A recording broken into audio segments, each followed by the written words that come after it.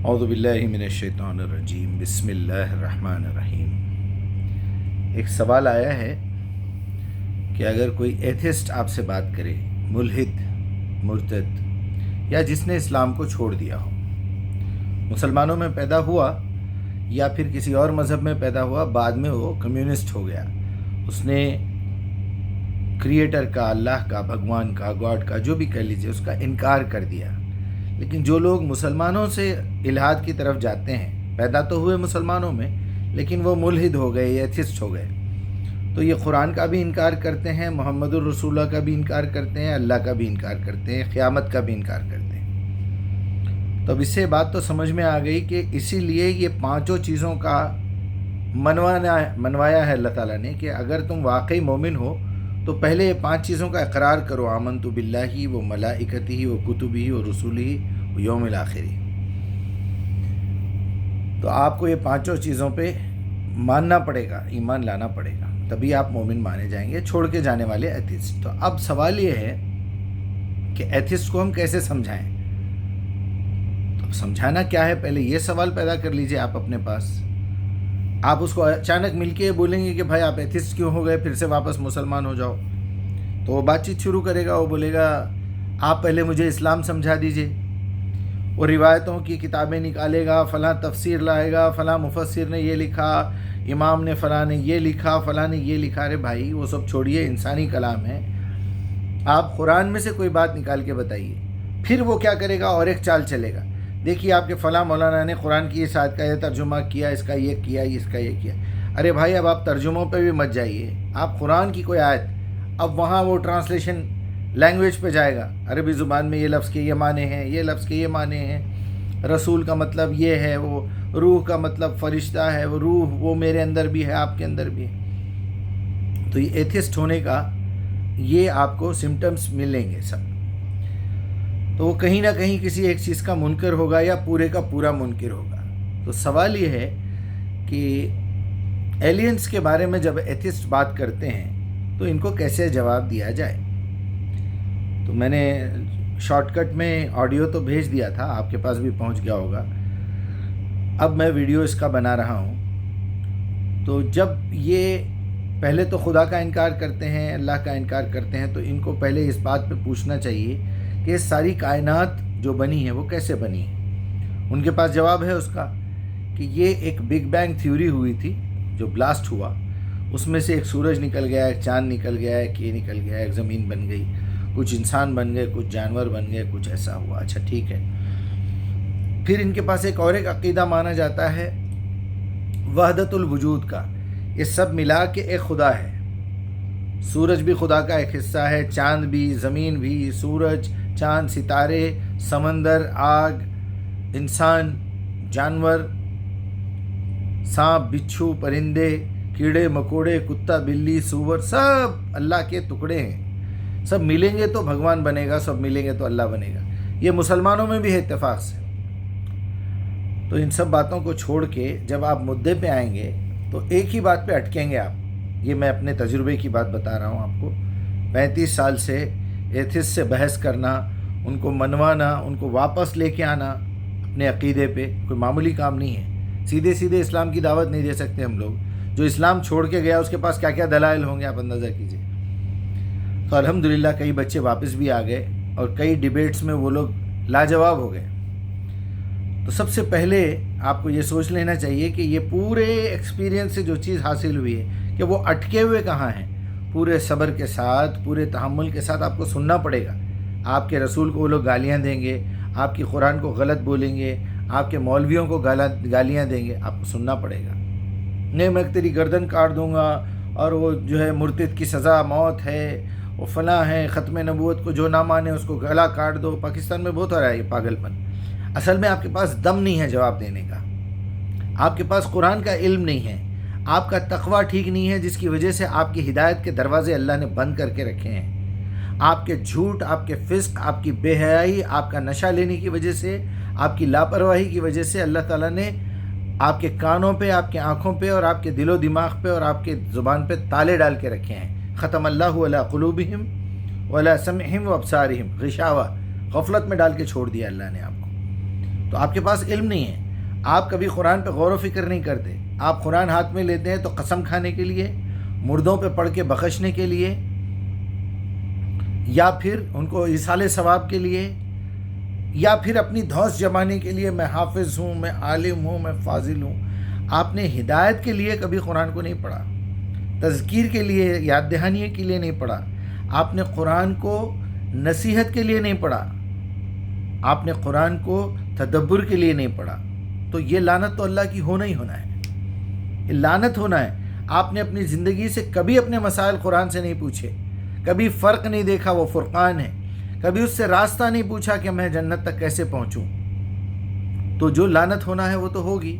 تو آپ جب قرآن پڑھیں گے، قرآن سمجھیں گے، تو آپ کو یہ سمجھ میں آئے گا اس زمانے میں بھی ایتھسٹ تھے، ان کا جو اصل چیز پرابلم تھی وہ تھا موت کے بعد کی دوسری زندگی۔ چنانچہ آپ مکی زندگی کی پوری صورتیں پڑھیے، آپ کو پتہ چلے گا۔ اکثر لوگ بولتے ہیں مکے کی پوری زندگی اللہ کے رسول نے توحید سکھایا، توحید سکھایا۔ توحید سب جانتے تھے میرے بھائی، سب جانتے تھے، اس کے ساتھ شرک کرتے تھے۔ وہ تو اللہ ہے، سبھی مانتے تھے، اس تک پہنچنے کا یہ ذریعہ ہے بولتے تھے یہ ساری مورتیاں۔ آج بھی ہے وہ اللہ اکیلا ہے، ایک ہی ہے، وہ سب کو پتہ ہے۔ یہ تو ضد شرک کی ضد اس لیے ہے کیونکہ عیسائیوں نے کہا تھا کہ اللہ کی بیوی ہے مریم اور عیسیٰ اللہ کا بیٹا ہے۔ ٹھیک ہے، وہاں توحید کی ضرورت پڑے گی یا یہ واسطے وسیلوں میں پڑے گی، لیکن جو اصل مدعا تھا مکی زندگی کا وہ تھا موت کے بعد کی زندگی۔ یوم الآخرہ کا تصور ختم کر دیے تھے ان کے بڑوں نے، کوئی حساب کتاب ہونے والا نہیں ہے، یہی زندگی ہے، جو کچھ ہے یہیں پیدا ہونا ہے، یہیں مر جانا ہے۔ آج بھی کئی ہندوؤں میں ہے یہ عقیدہ کہ اچھا کرو گے اچھا ہوگا، برا کرو گے برا ہوگا۔ اچھا، اگر ہم اچھا کرنے کے بعد بھی اگر برا ہو رہا ہے تو تمہارے پچھلے جنم کے کچھ پاپ تھے جو یہاں دھل رہے ہیں، ایسا گھما پھرا کے آپ کو جو ہے بیوقوف بنا دیا جاتا ہے۔ تو اصل میں تو ان کی جو اصل تھیوری ہے وہ یہ ہے کہ یہ جو کچھ بھی ہے دنیا میں نیچر ہے۔ تو اصل میں اللہ کی جگہ پہ اللہ کو ہٹا کے انہوں نے نیچر کا ایک لفظ یوز کرنا شروع کر دیا کہ جو یہ بھی نیچر ہے۔ سورج گرم کیوں ہے بھائی؟ یہ نیچر ہے، یہ ہے یہ۔ اس میں سے میں نے ایک دو تین باتیں ایسی کہی کہ اب تک انبیاء آئے یہ ہے، اور میں نے یہ بھی کہا تھا کہ مجھے ایسا لگتا ہے قرآن پڑھنے سے، تاریخ پڑھنے سے، کہ یہ ٹوٹل دنیا جو بنائی گئی ہے اس کا سیٹ اپ صرف 10,000 سال کے اندر اللہ تعالیٰ نے یہ پروجیکٹ کمپلیٹ کر دینا ہے۔ آپ دیکھ لیجئے، اگر پیچھے جائیں تو ہمارے پاس تاریخ ابراہیم اور اسماعیل کی ہے 4,000 سال، اس سے پہلے نوح، کوئی کہتا ہے 1,500 سال، کوئی 2,000 سال، اس سے پہلے آدم، تو 5-6 ہزار وہ لگا لیجئے، 5-6 ہزار یہ لگا لیجئے، 10-12 سال کا پروجیکٹ ہے یہ۔ تو اب یا پھر ہاں ایک بات اور میں نے یہ بھی کہی تھی کہ 25 انبیاء کا ذکر قرآن میں ہے۔ تو ایک صاحب نے پھر سوال کیا کہ یہ جو 1,24,000 پیغمبر آئے، یہ میں نے کہا یہ قرآن میں تو 1,24,000 کا لفظ نہیں ہے، کوئی آتھنٹک روایت میں بھی نہیں ہے۔ اگر کوئی بات ایسی آئی ہے کسی کے ذریعے سے تو آپ اس کو اسی جگہ پہ رکھ کے دیکھیے۔ ایک ہی وقت میں اگر پوری دنیا میں جہاں جہاں لوگ پھیلے ہوئے ہیں، اگر 100 نبی اٹھا رہا ہے اللہ تعالیٰ، وہ گروپ میں سے ایک، وہ گروپ میں سے ایک، تو ایک زمانے میں 100 نبی ہو گئے نا۔ ایک زمانے میں 2 نبیوں کا تو ذکر قرآن میں موجود ہے۔ تو اب آپ وہ 100 کو، پھر ہو سکتا ہے ایک ایسا دور تھا اس میں 200 نبی ایک ساتھ اٹھے ہوں گے۔